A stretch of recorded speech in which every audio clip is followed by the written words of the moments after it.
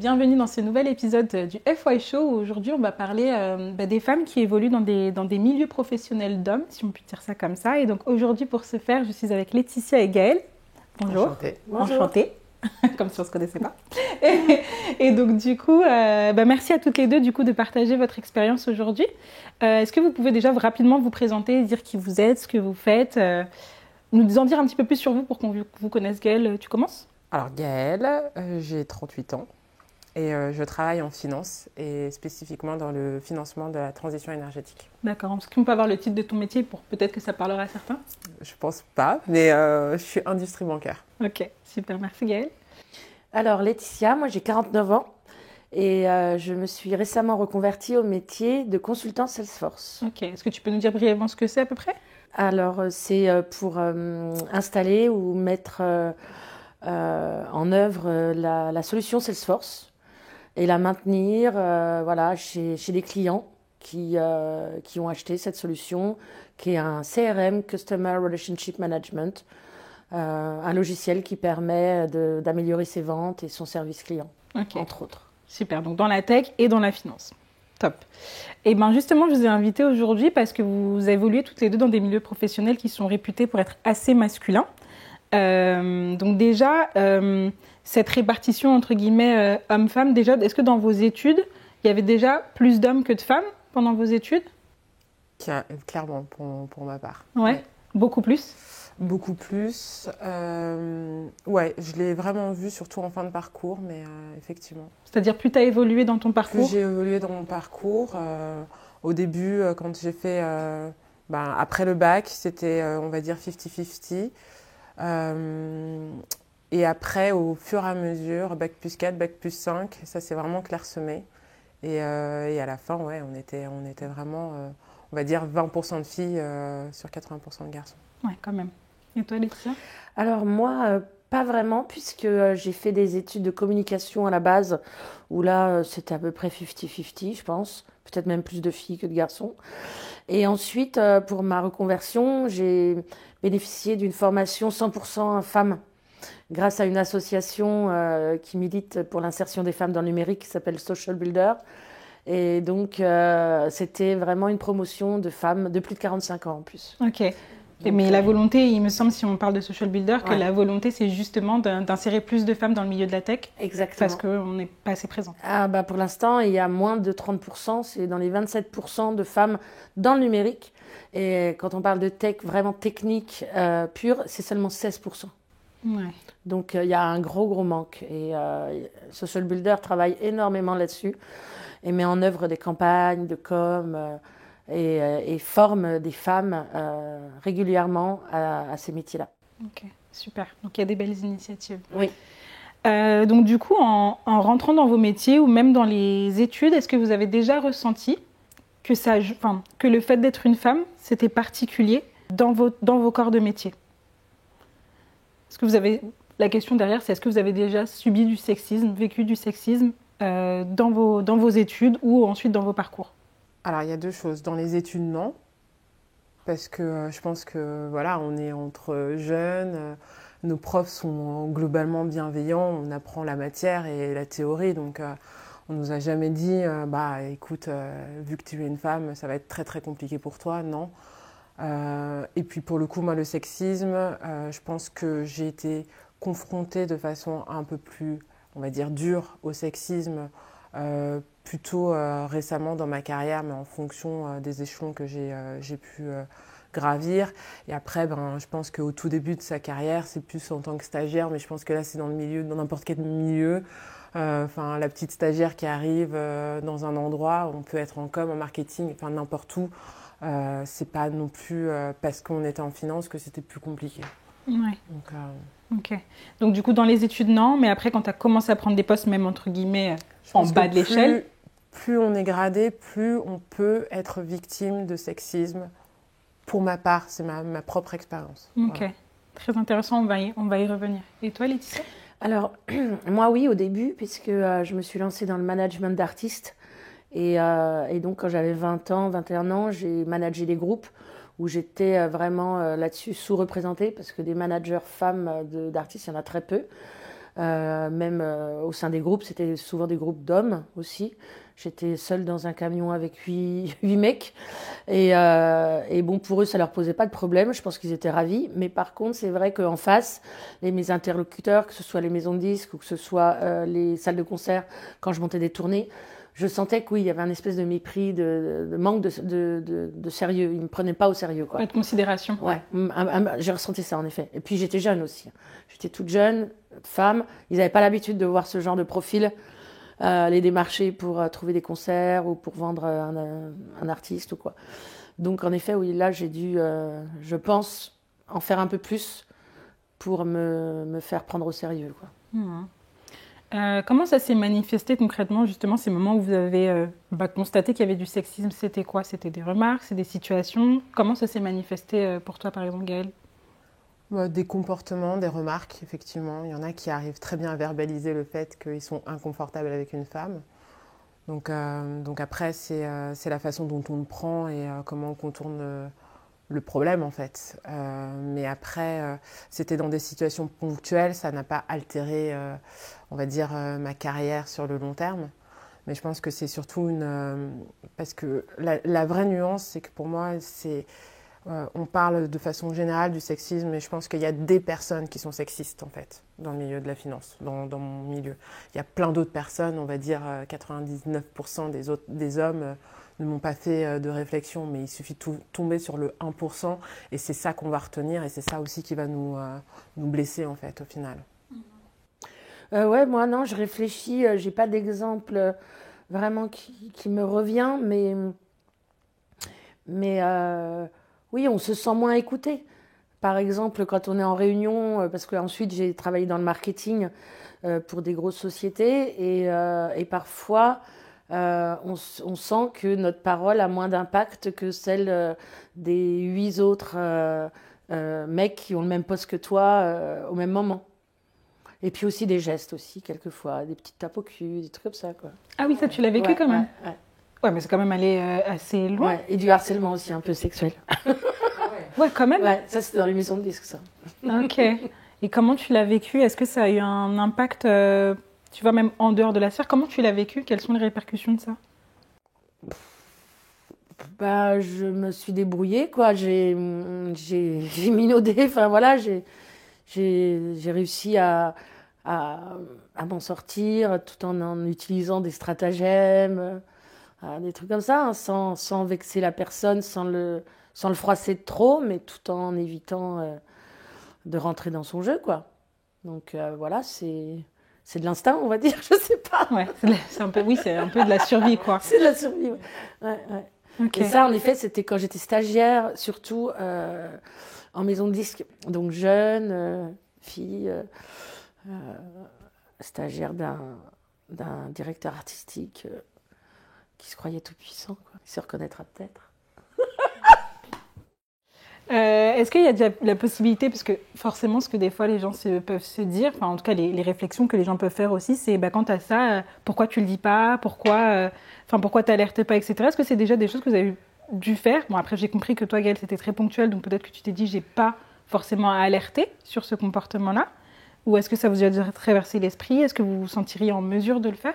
Alors moi personnellement c'est vrai que tant que j'arrivais à gérer, je me voyais mal parce que je savais que ça allait faire un esclandre et que ça pouvait mettre ma carrière et tout en jeu, quoi. Donc, j'avais pas tellement envie. Puis c'était un super poste, c'était un super boulot que j'avais. Donc, j'avais vraiment pas envie de gâcher tout ça. Et je me suis dit, tant que j'arrive à gérer, je le garde pour moi, quoi. Mais c'est vrai que si ça avait été trop loin, je pense bien sûr que je l'aurais dénoncé, ouais. Mm-hmm.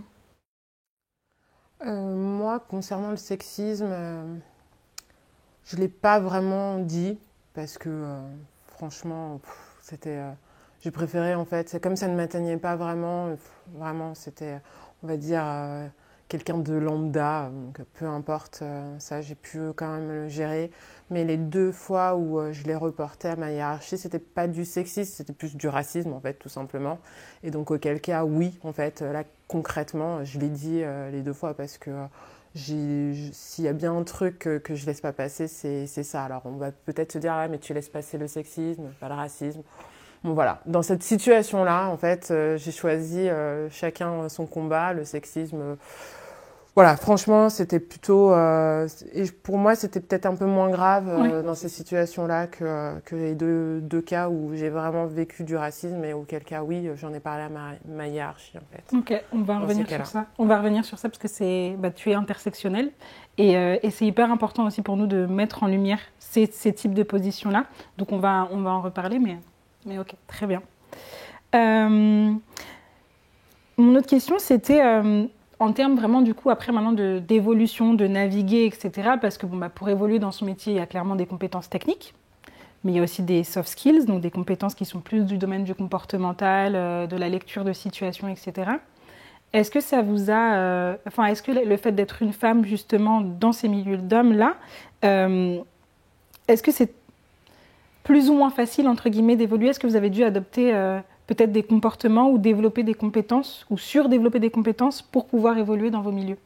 En fait, moi, je trouve que cette question, en fait, elle est compliquée parce que, en fait, moi aussi, ma personnalité fait que je suis quelqu'un qui m'adapte, en fait, en permanence à mon environnement. Donc, je vais m'adapter aux gens qui m'entourent. Ici, je m'adapte dans la rue, dans le métro, tout le temps. Donc, je suis de nature comme ça. Je suis hyper adaptable. Donc, je pense que oui, forcément, en fait, en fonction du collègue, de la collègue qu'on va avoir en face, nos comportements ne seront pas du tout les mêmes, en fait.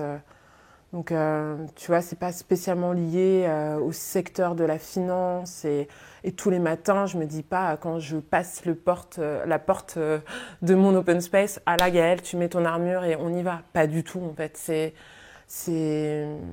Donc, c'est compliqué pour moi de répondre à ta question parce qu'au final... pour moi, la vie est une question d'adaptation, en fait. Perpétuelle, en fait, où que tu sois. Où que tu sois, en fait, il faut que tu t'adaptes parce que les personnes que tu vas rencontrer ne vont pas avoir les mêmes codes que toi, que ce soit up ou down, enfin, tu vois, que ce soit dénivelé par le haut ou par le bas, j'en sais rien. Mais donc, ouais, c'est ça, la vie. Je pense que une vraie force qu'on peut avoir et qu'on peut souhaiter d'avoir, c'est de pouvoir décrypter les gens et pour pouvoir au mieux s'adapter, en fait. Mm-hmm. C'est mon avis personnel. Oui, oui, tout à fait. Oui, je pense que c'est ce qu'on a en commun aussi, cette capacité d'adaptation. C'est vrai que, en effet, ouais, j'ai la chance de pouvoir m'adapter assez facilement. Et pareil, je ne saurais pas dire si j'ai développé quelque chose de plus pour m'adapter à travailler principalement avec des hommes. Mais je sais que ça m'a jamais mis mal à l'aise, en tout cas.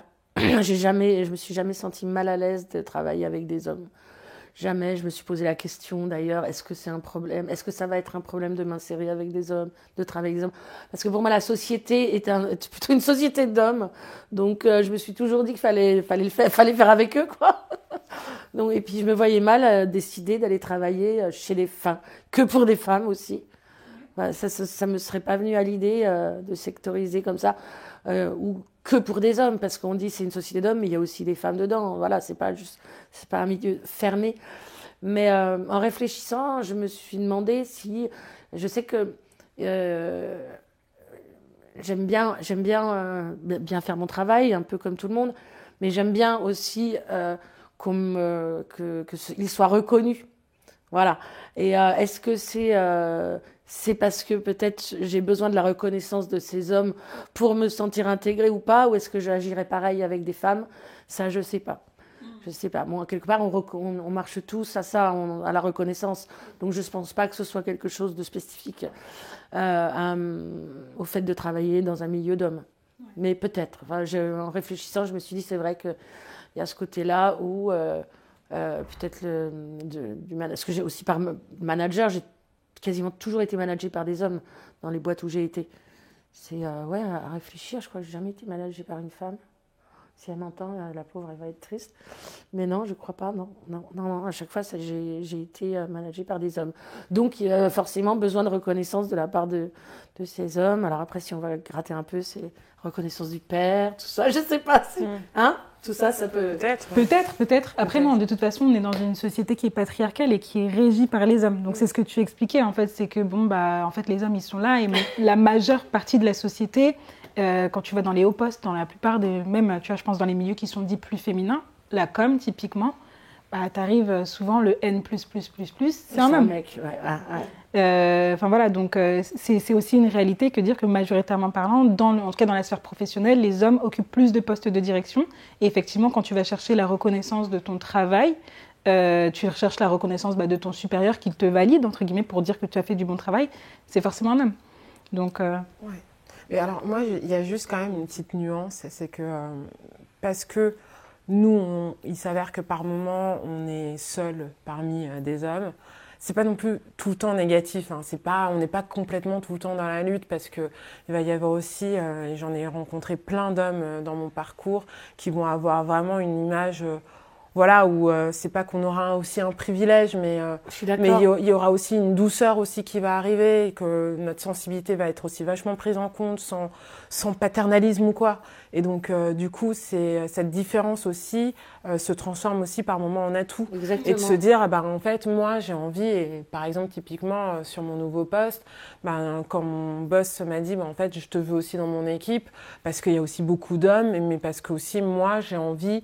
de diversifier les profils, avoir une autre approche, parce que vous allez regarder dans les financements, quand tu vas parler aux clients, tu vas avoir une autre approche, une autre vision, moins peut-être bourrue sur certaines choses. Donc finalement, par moment aussi, ils recherchent aussi notre aspect, notre côté féminin, parce que tout simplement, ce sont des pères, des frères, et donc du coup, c'est pas non plus vu comme étant négatif d'être la seule. Et il faut aussi savoir transformer ça aussi en atout d'être une femme, et pas non plus toujours voir le côté je suis la seule, et le côté vraiment sexiste en tant que tel. Enfin, franchement, il y a aussi des aspects positifs à être.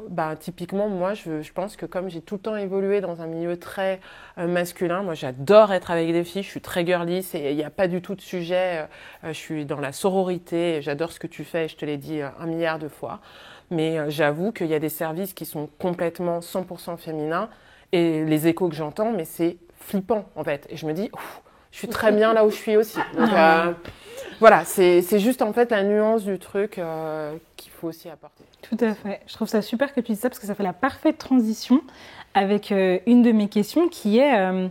enfin, 2 questions, on verra si on a le temps. Mais la première, c'est justement, vu que vous êtes souvent peu de femmes, il y en a quand même, mais peu de femmes dans les milieux dans lesquels vous évoluez, c'est quoi les relations que vous pouvez entretenir avec vos pairs féminines ?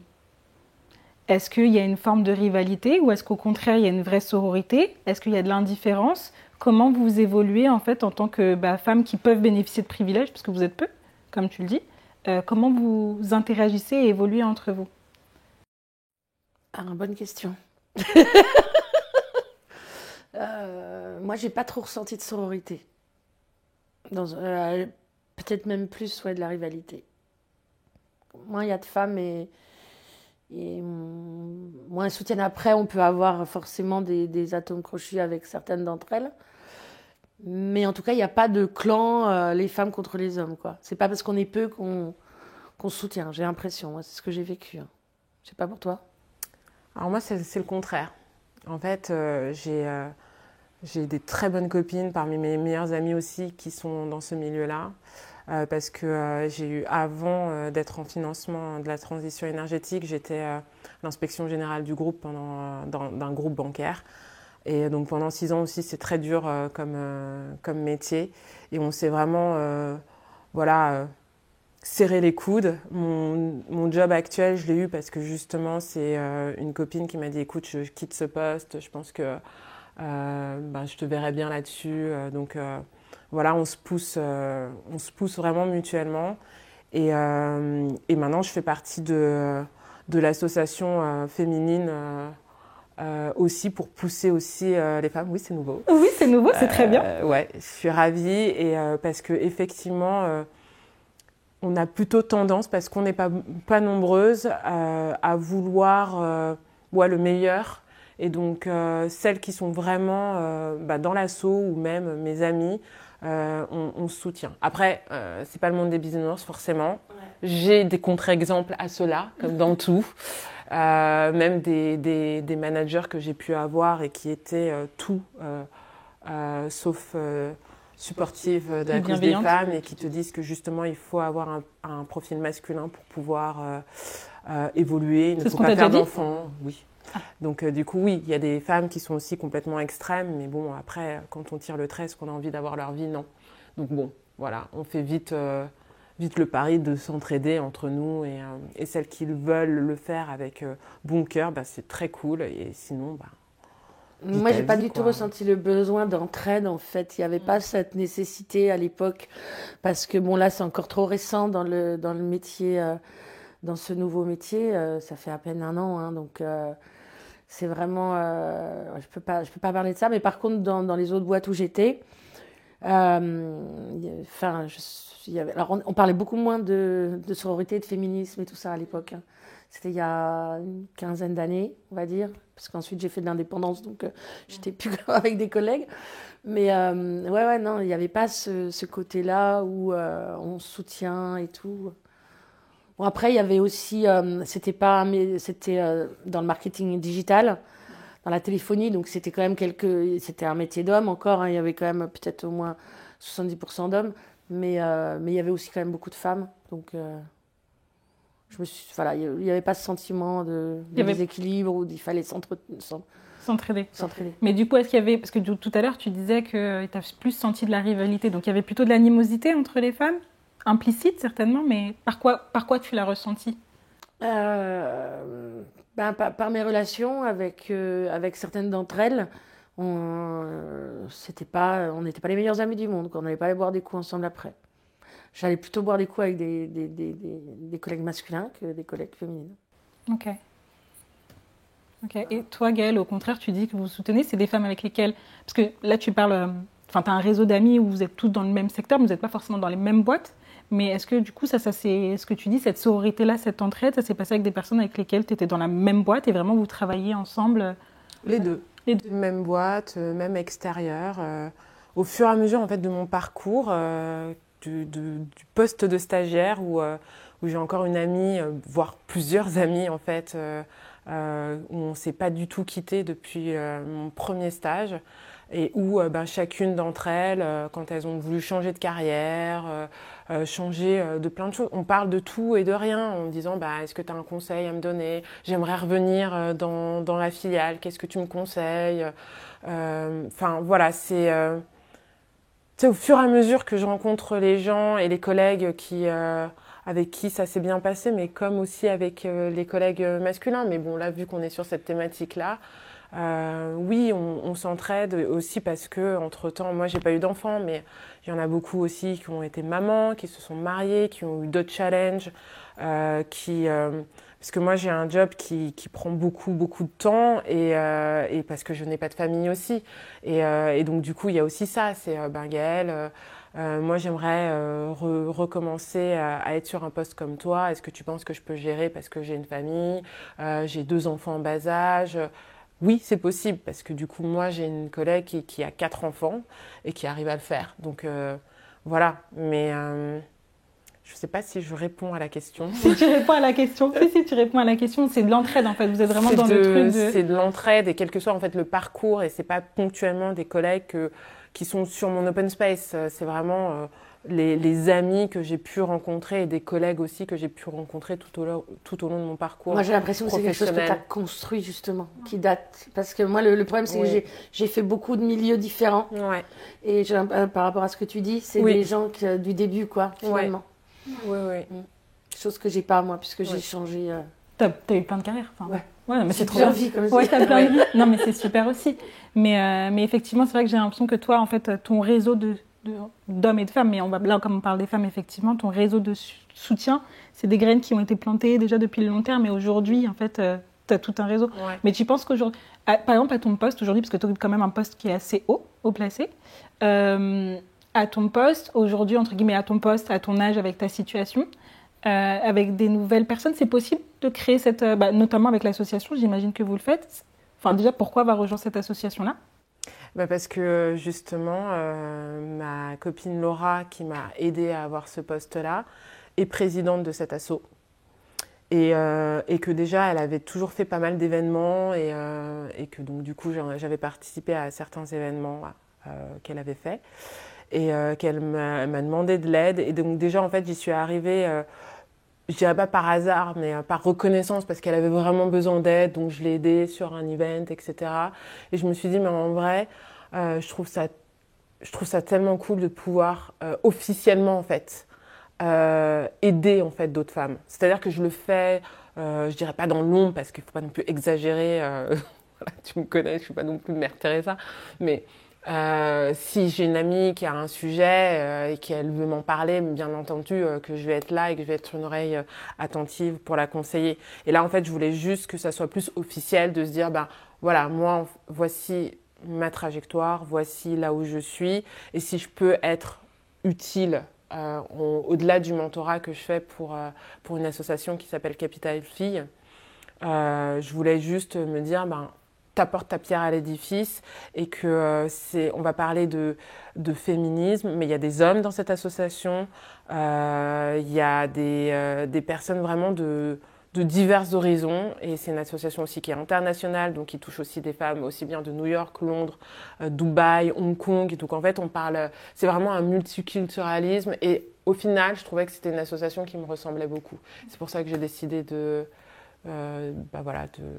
Et comment elle s'appelle d'aider. cette asso? Je ne sais pas si je dois le dire. Tu peux le dire, bien sûr. C'est WIN, l'association WIN. D'accord, ouais. Voilà. Est-ce que c'est une association que tout le monde peut soutenir? Non, c'est une association vraiment propre qui est dans mon entreprise en fait. D'accord, ok. Bon, bah, très bien. Bon, bah, bravo à Win d'exister et bravo à toi d'en faire partie. Mais juste, je pose la question parce que ça peut paraître évident, mais donc toi, ton rôle déjà dans l'association, c'est quoi? C'est de mentorer, donc d'être un rôle modèle pour de jeunes filles qui voudraient... Non, le mentorat, c'est vraiment à part, voilà. Et dans l'association, non, c'est vraiment aider à faire des événements, à mettre en contact justement les patrons et patronnes de métiers, parce que en finance, c'est très hiérarchisé, etc. Et donc de les mettre en contact avec des personnes de diverses horizons pour qu'elles puissent avoir une idée du parcours, de ce que ces personnes-là recherchent, comment elles peuvent créer une nouvelle dynamique dans leur carrière, des conseils. Okay. Voilà, c'est plutôt... Parce qu'on a quand même identifié un besoin. mais il y a clairement un besoin. Et dans le milieu bancaire, l'égalité homme-femme est un sujet qui est adressé par les RH. Mais pour le coup, je ne sais pas comment ça se passe en tech, mais il est vrai que vraiment sur le sujet de la parité, ils font vraiment beaucoup d'efforts, mais notamment sur les salaires, quant au fait de tomber enceinte dans le milieu bancaire, franchement, c'est le luxe, entre guillemets. Enfin, on peut partir pendant 9 mois en congé maternité. Globalement, c'est quand même reposant. On part avec son salaire, on revient à un poste qu'on a. Donc, il y a quand même des choses qui ont été faites pour les femmes en milieu bancaire depuis quelques années qui sont vraiment très confortables, ouais. Honnêtement. Okay. Pour attirer, en tout cas faire en sorte que ça ne soit pas un milieu où tu te dis à un moment je ne peux pas faire toute ma carrière dedans parce que les conditions ne sont pas réunies. Est-ce qu'en tech c'est un truc qui s'observe aussi Oui, ils font des choses de plus en plus puisque il y a des associations et même le gouvernement, tout le monde veut et réclame l'inclusion des femmes. Donc, ils se forcent un petit peu, on va dire, à mettre des choses en place.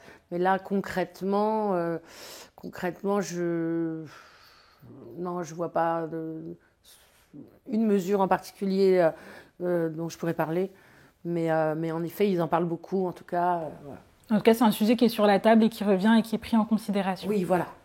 Ok, super. Très bien.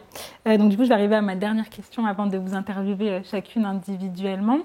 Donc là, on a parlé effectivement de vous en tant que de femme dans vos milieux, mais j'aimerais bien élargir un peu, de façon plus générale, comment vous vous sentez en tant que femme et femme noire dans la société aujourd'hui? Qu'est-ce que ça implique pour vous?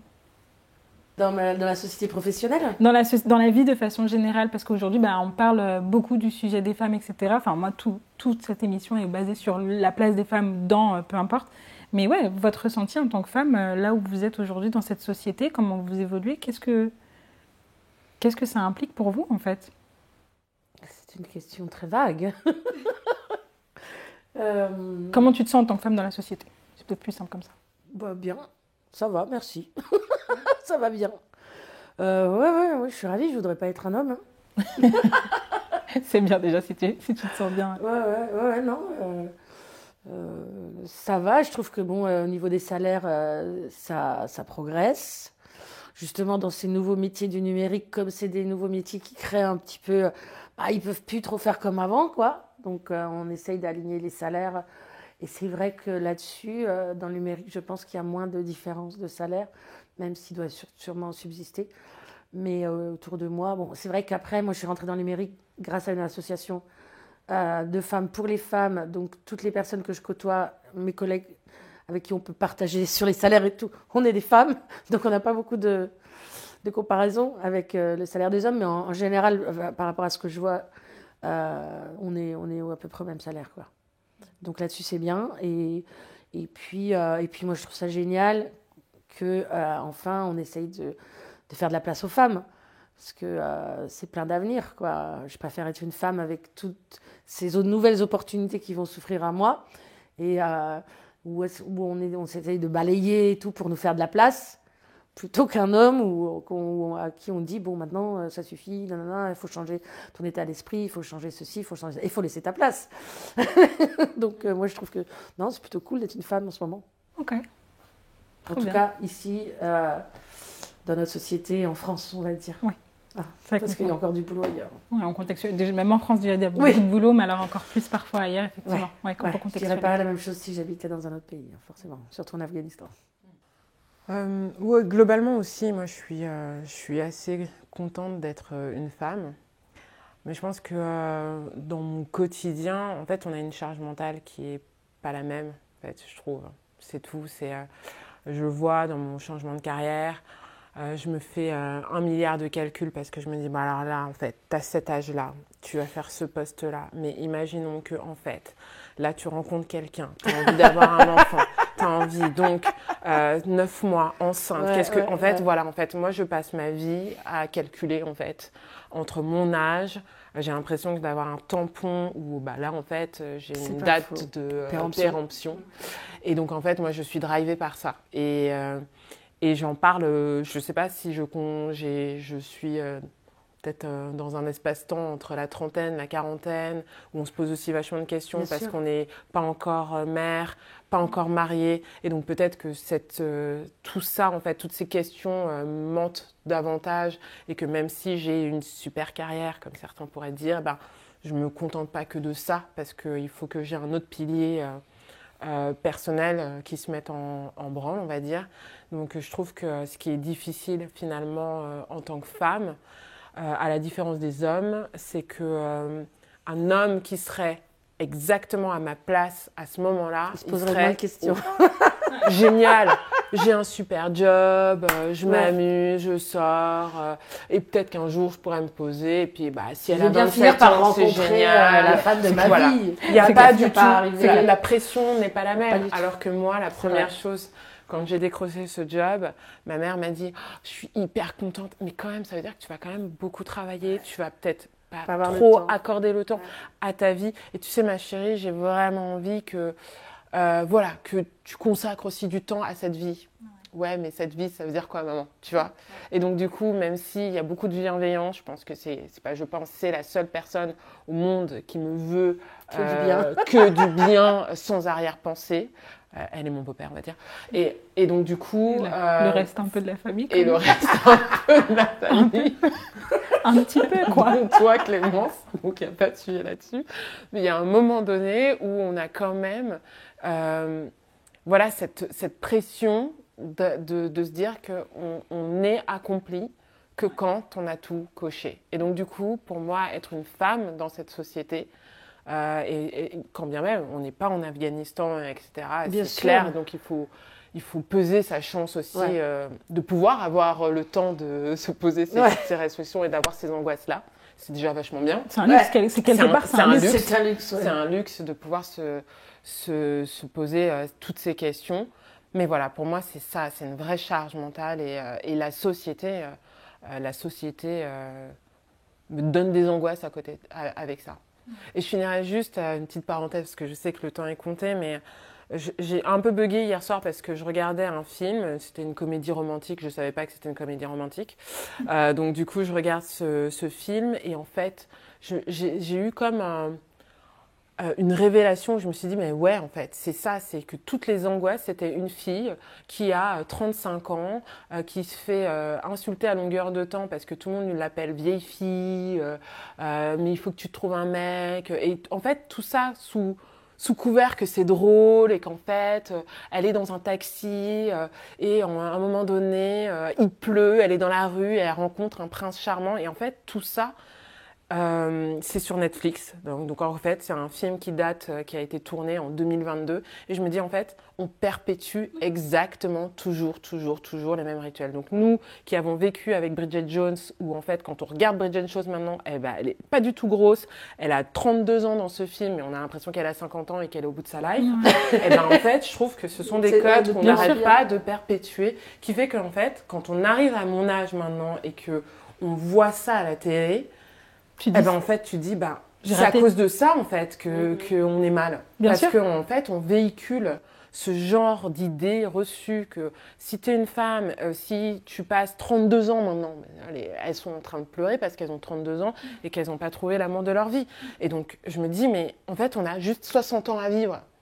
Donc, et vraiment, j'ai eu une révélation hier soir. Je me suis dit, c'est pour ça, en fait, que je déteste maintenant regarder des comédies romantiques, alors qu'avant, j'adorais ça.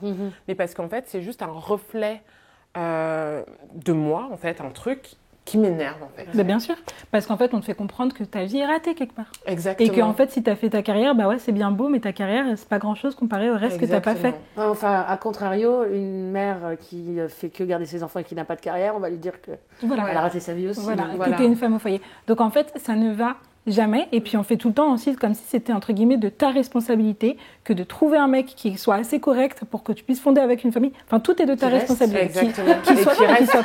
Qui soit correct, qui reste, qui soit... Enfin voilà, aussi, tu vois, dans ce truc-là, on a la chance d'avoir fait des études, etc., d'avoir certains métiers. Donc du coup, ça implique mine de rien certaines exigences et pas juste le métier. Il y a une question d'éducation derrière. Enfin, on va en reparler dans ton interview, mais en tant que femme noire, en fait, la barre, elle est haute. Pour toutes les femmes, elle est haute, mais quand tu es une femme noire qui doit s'adapter dans une société, c'est très haut, en fait. Donc, il y a plein de trucs que tu fais et tu pars pas que toi. Tu vois, tu représentes autre chose que juste toi.